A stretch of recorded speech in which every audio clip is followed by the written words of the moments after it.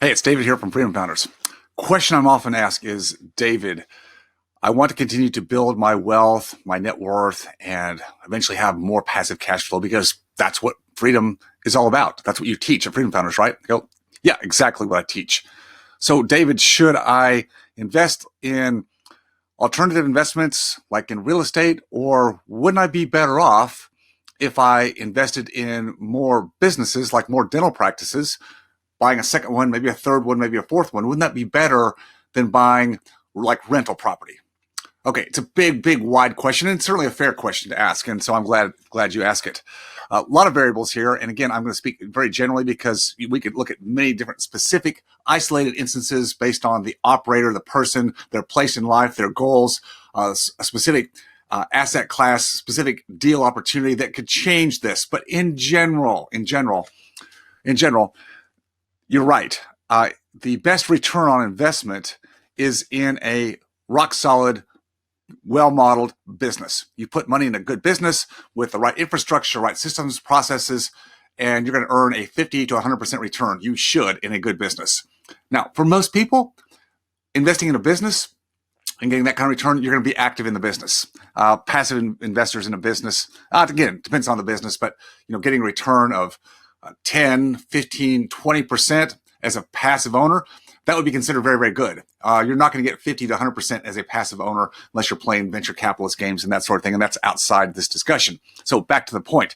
You have to figure out, do you want to be an active investor, putting more time into creating that wealth? That's fine. That's fine to do that. In fact, you need to do that when you're young. Now, is it best for you to buy another practice?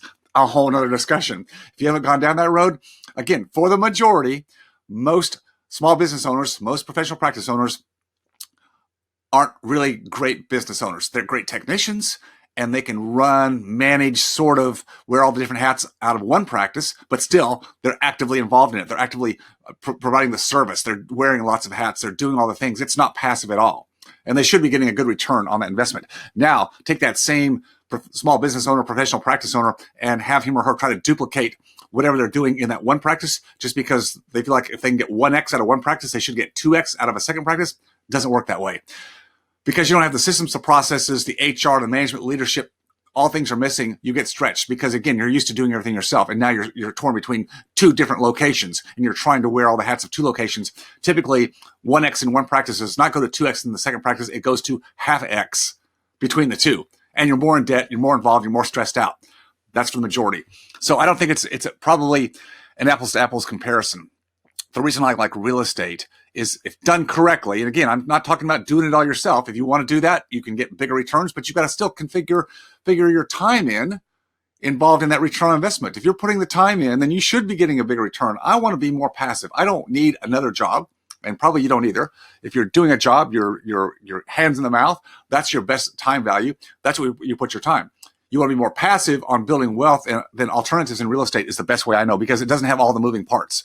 And there's so many different ways to invest in real estate. You don't have to just buy equities. You don't have to buy rental properties. You don't have to do fix and flips. That's one way. That's one small carve out of the entire piece. So many other ways you can do it. And because of collaborations and synergies that we create in groups like Freedom Founders, the ease and ability for someone to find the right investment and have it be very passive is easily done.